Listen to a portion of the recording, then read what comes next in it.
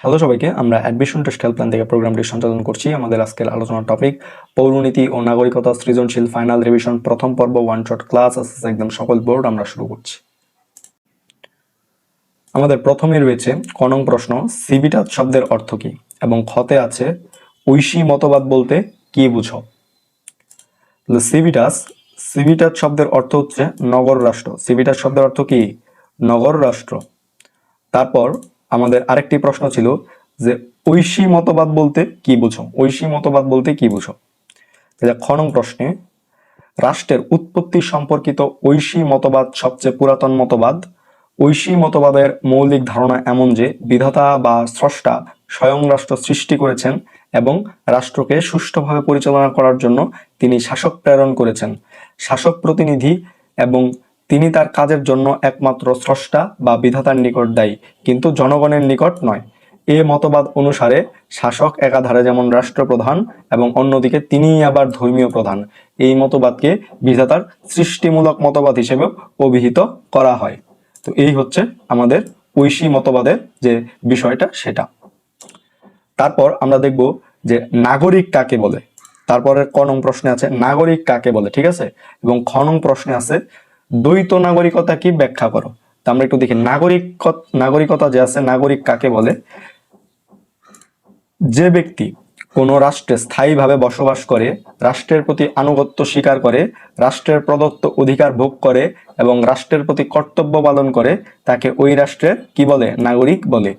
তাকে ওই রাষ্ট্রের নাগরিক বলে। তারপর প্রশ্নটি ছিল খতে দ্বৈত নাগরিকতা কি ব্যাখ্যা করো। দ্বৈত নাগরিকতা কি ব্যাখ্যা করো। এখন দ্বৈত নাগরিকতা একজন ব্যক্তির একই সাথে দুটি রাষ্ট্রের নাগরিকতা অর্জনকে দ্বৈত নাগরিকতা বলে। একই ব্যক্তির একই সাথে দুইটি রাষ্ট্রের নাগরিকতা অর্জনকে দ্বৈত নাগরিকতা বলে।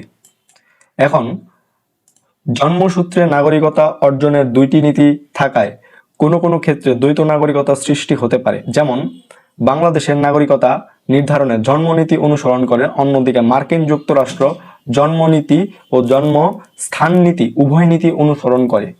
কাজেই বাংলাদেশের বাবা মায়ের সন্তান মার্কিন যুক্তরাষ্ট্রে জন্মগ্রহণ করলে সেই সন্তান জন্মস্থান রীতি অনুযায়ী মার্কিন যুক্তরাষ্ট্রের নাগরিকতা লাভ করবে, আবার জন্মনীতি অনুযায়ী সে বাংলাদেশের নাগরিকতা অর্জন করবে। এক্ষেত্রে দ্বৈত নাগরিকতা সৃষ্টি হবে। তো এই ছিল দ্বৈত নাগরিকতার যে টপিকটা সেটা। তারপরে আমরা আরেকটি প্রশ্ন দেখব, সেটি হচ্ছে পৌরনীতি কাকে বলে। ঠিক আছে, পৌরনীতি কাকে বলে এবং খতে আছে মানুষ সমাজে বাস করে কেন। মানুষ সমাজে বাস করে কেন। তাহলে পৌরনীতি হচ্ছে নাগরিক ও নাগরিকতার সাথে জড়িত সকল বিষয় নিয়ে যে বিষয় আলোচনা করে তাকে বলে হচ্ছে পৌরনীতি। তাকে কি বলে? পৌরনীতি বলে। এবং আরেকটি প্রশ্ন ছিল যে মানুষ সমাজে বাস করে কেন। মানুষ সমাজে বাস করে কেন? অস্তিত্ব রক্ষা ও নিজেদের প্রয়োজন পূরণের জন্য মানুষ সমাজে বাস করে। মানুষ সামাজিক জীব। নিজেদের প্রয়োজন পূরণের লক্ষ্যে প্রাচীনকাল থেকেই মানুষ একতাবদ্ধ হয়ে সমাজ গড়ে তোলে, কারণ একাকী কোনো প্রয়োজন পূরণ করা মানুষের পক্ষে সম্ভব ছিল না। তাছাড়া সামাজিক পরিবেশ মানুষের মানবিক গুণাবলী এবং মানবিক মূল্যবোধের বিকাশ ঘটায়। এসব কারণে মানুষ সমাজে বাস করে। তারপর আরেকটি ক নং প্রশ্ন, যেটা হচ্ছে বাংলাদেশের সংবিধানে অনুচ্ছেদ কয়টি, এবং খ নং প্রশ্নে আছে সংবিধান রাষ্ট্রের সর্বোচ্চ আইন ব্যাখ্যা করো। তা আমরা উত্তরটা একটু দেখি যে কতে আছে বাংলাদেশের সংবিধানে অনুচ্ছেদ হচ্ছে 153টি। বাংলাদেশের সংবিধানে অনুচ্ছেদ হচ্ছে 153টি। এবং খ নং প্রশ্নে ছিল সংবিধান রাষ্ট্রের সর্বোচ্চ আইন ব্যাখ্যা করো। রাষ্ট্রের সর্বোচ্চ আইন হলো সংবিধান। সংবিধানের সাথে রাষ্ট্রের প্রচলিত কোনো আইনের সংঘাত সৃষ্টি হলে সেক্ষেত্রে সংবিধান প্রাধান্য পাবে। অর্থাৎ যদি কোনো আইন সংবিধানের সাথে সামঞ্জস্যহীন হয় তাহলে ওই আইনের যতখানি সামঞ্জস্যপূর্ণ হয় ততখানি বাতিল হয়ে যাবে। তাই সংবিধানই হলো রাষ্ট্রের সর্বোচ্চ আইন। তারপর আরেকটি প্রশ্ন হচ্ছে যৌথ পরিবার কাকে বলে। ঠিক আছে, যৌথ পরিবার কাকে বলে এবং খতে আছে পরিবারের শিক্ষামূলক কাজ বলতে কি বোঝায় ব্যাখ্যা করো। পরিবারের শিক্ষামূলক কাজ বলতে কি বোঝায় সেটা ব্যাখ্যা করো।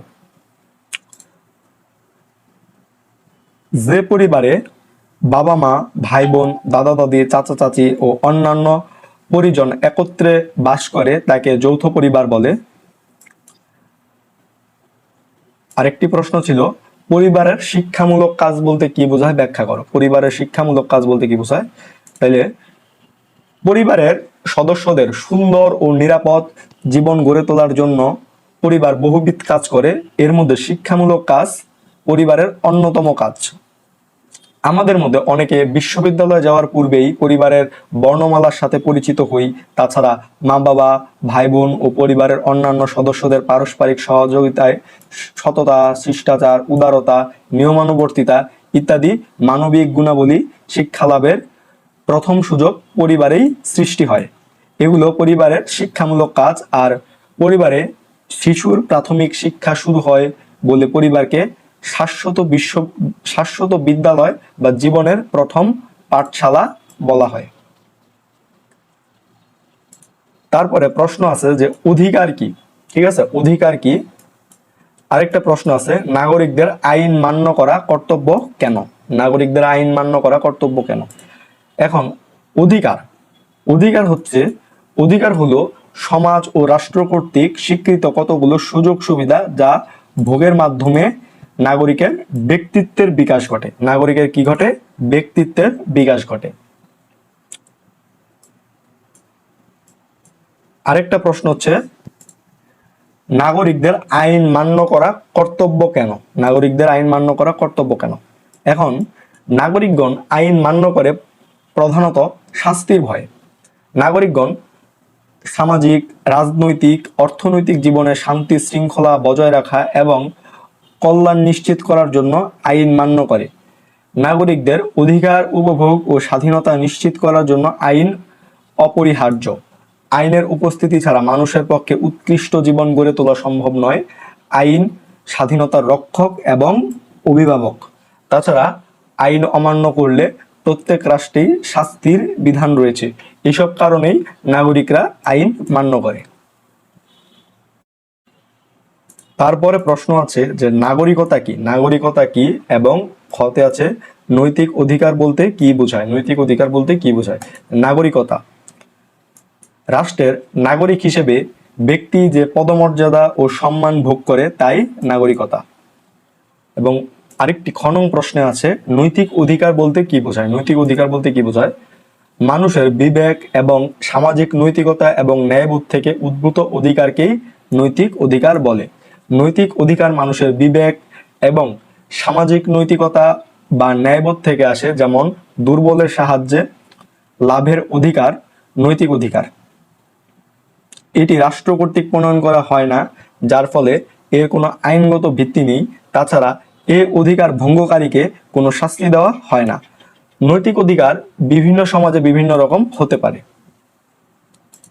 তারপরে প্রশ্ন আছে কতে, আধুনিক রাষ্ট্রবিজ্ঞানীরা রাষ্ট্র উৎপত্তির কোন মতবাদকে অগণতান্ত্রিক ও অযৌক্তিক বলেছেন? এবং খতে আছে মানুষ সমাজে বসবাস করে কেন, ব্যাখ্যা করো। তো ক নং প্রশ্নে রাষ্ট্র সৃষ্টির ঐশী মতবাদকে আধুনিক রাষ্ট্রবিজ্ঞানীরা অগণতান্ত্রিক ও অযৌক্তিক বলেছেন। কোন মতবাদটাকে বলেছেন? ঐশী মতবাদ। ঐশী মতবাদকে বলেছেন হচ্ছে অগণতান্ত্রিক এবং অযৌক্তিক। তারপরে খ নং প্রশ্নে আছে মানুষ সমাজে বসবাস করে কেন, ব্যাখ্যা করো। এই প্রশ্নটা আমরা একটু আগেই পড়লাম। ওই তো, অস্তিত্ব রক্ষা ও নিজেদের প্রয়োজন পূরণের জন্য মানুষ সমাজে বাস করে। তোমরা প্রশ্নটা একটু পড়ে নিবা। তারপর আছে পুঁজিবাদী রাষ্ট্র কাকে বলে? পুঁজিবাদী রাষ্ট্র কাকে বলে? এবং খ নং প্রশ্নে আছে আইনের শাসনকে গণতন্ত্রের প্রাণ বলা হয় কেন? এখন ক নং প্রশ্ন, যেটা যে রাষ্ট্রে সম্পত্তির ওপর নাগরিকদের ব্যক্তিগত মালিকানা স্বীকার করা হয় তাকে পুঁজিবাদী রাষ্ট্র বলে। পুঁজিবাদী রাষ্ট্র তাহলে কাকে বলে? যে রাষ্ট্রে সম্পত্তির ওপর নাগরিকদের ব্যক্তিগত মালিকানা স্বীকার করা হয়, ঠিক আছে, তাকে পুঁজিবাদী রাষ্ট্র বলে। এবং খতে কি বলেছে যে আইনের শাসনকে গণতন্ত্রের প্রাণ বলা হয় কেন? আইনের শাসন বলতে বোঝায় শাসন ব্যবস্থায় আইনের প্রাধান্য ও আইনের দৃষ্টিতে সকলের সাম্য বিদ্যমান থাকাকে। গণতান্ত্রিক সরকারের অন্যতম বৈশিষ্ট্য হলো আইনের শাসন।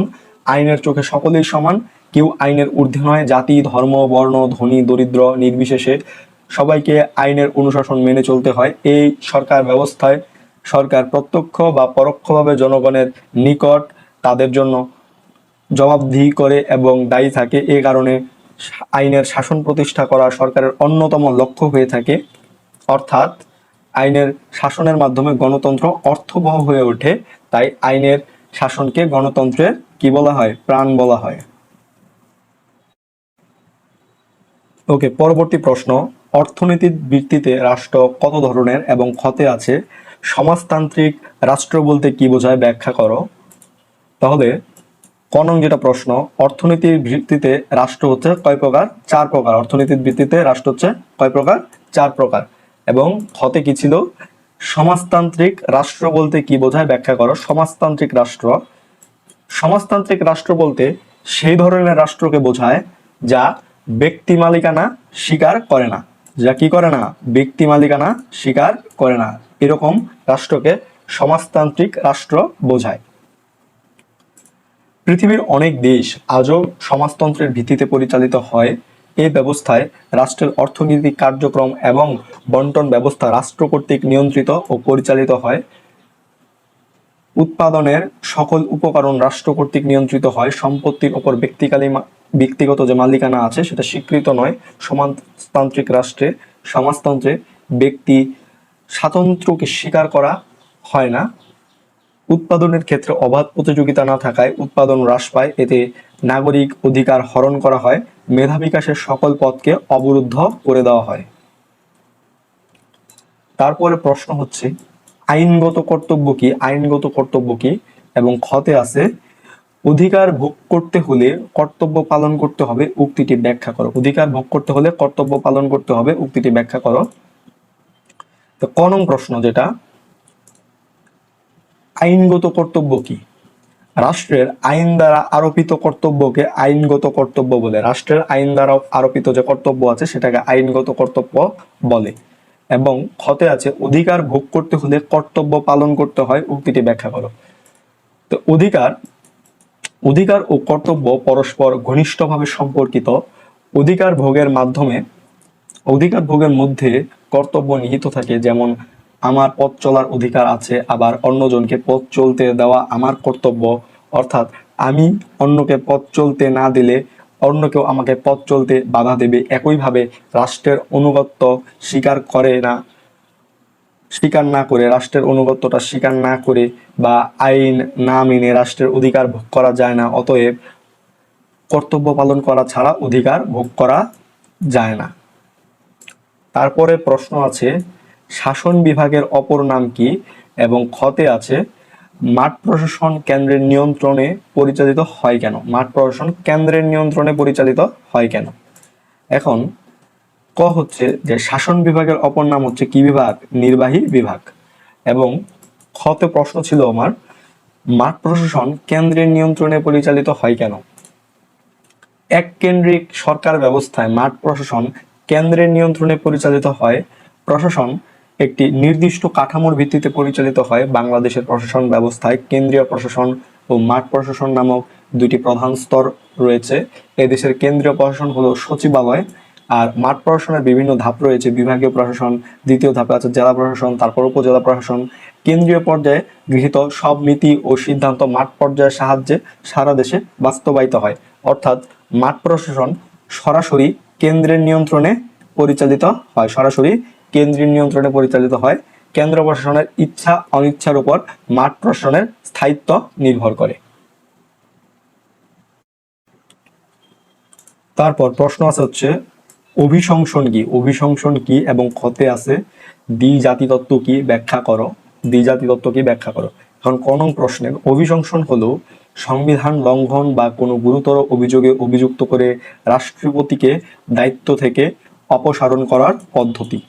এবং ক্ষতে প্রশ্ন ছিল যে দ্বিজাতি তত্ত্ব কি? ব্যাখ্যা করো। দ্বিজাতি তত্ত্ব, দ্বিজাতি তত্ত্বকে আমরা দুটি জাতি সৃষ্টির প্রক্রিয়া বলে উল্লেখ করতে পারি। ব্রিটিশ শাসন আমলে অবিভক্ত ভারতে সংখ্যাগরিষ্ঠ হিন্দুদের পাশাপাশি মুসলিম জনগোষ্ঠীর মধ্যে স্বশাসনের চেতনা জাগ্রত হয়, আর এক্ষেত্রে মুসলিম স্বার্থের প্রতিনিধিত্ব করে 1906 সালে প্রতিষ্ঠিত হয় মুসলিম লীগ। মুসলিম লীগ নেতা মোহাম্মদ আলী জিন্নাহর কথিত একটি তত্ত্বের ভিত্তিতে ভারতের মুসলমানদেরকে একটি স্বতন্ত্র জাতি হিসেবে ঘোষণা করেন। তার এই তত্ত্বের নাম হচ্ছে দ্বিজাতি তত্ত্ব। তার এই তত্ত্বের নামই হচ্ছে কি দ্বিজাতি তত্ত্ব। তারপরে প্রশ্ন আছে যে পাকিস্তান সৃষ্টির মূল ভিত্তি কি ছিল, এবং খতে আছে 6 দফা কর্মসূচিকে বাঙালি জাতির মুক্তির সনদ বলা হয় কেন, ব্যাখ্যা করো। তাহলে কতে ছিল যে পাকিস্তান সৃষ্টির মূল ভিত্তি, পাকিস্তান সৃষ্টির মূল ভিত্তি ছিল হচ্ছে লাহোর প্রস্তাব। কি ছিল? লাহোর প্রস্তাব। এবং খতে ছিল হচ্ছে কি 6 দফা কর্মসূচিকে বাঙালি জাতির মুক্তির সনদ বলা হয় কেন, ব্যাখ্যা করো।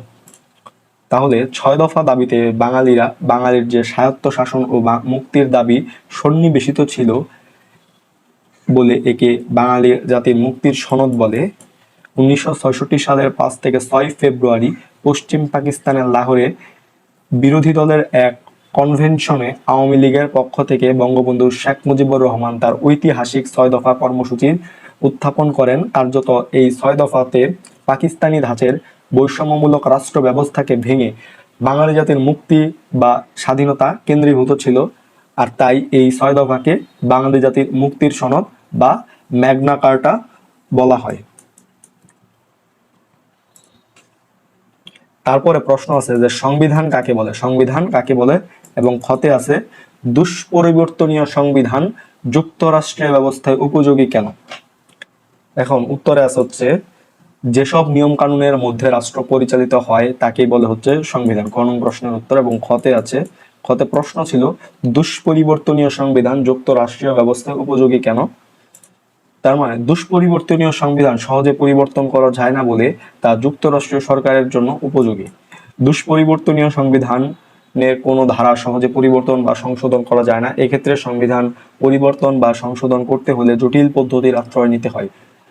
সাধারণ সংখ্যাগরিষ্ঠতায় এ ধরনের সংবিধান পরিবর্তন করা যায় না, প্রয়োজন হয় বিশেষ সংখ্যাগরিষ্ঠতা, সম্মেলন ও ভোটাভুটির।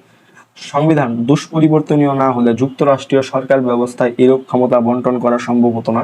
যেমন ভারত ও মার্কিন যুক্তরাষ্ট্রের অঙ্গরাজ্য ও কেন্দ্রীয় সরকারের মধ্যে লিখিত সংবিধানের মাধ্যমে ক্ষমতা বন্টন করে দেওয়া হয়েছে। তো এই ছিল পৌরনীতি ও নাগরিকতা সৃজনশীল ফাইনাল ডিভিশনের প্রথম পর্বের ওয়ান শট ক্লাস। দ্বিতীয় পর্ব এবং তৃতীয় পর্ব আসছে, তোমাদের সকলের জন্য শুভকামনা। ধন্যবাদ সকলকে।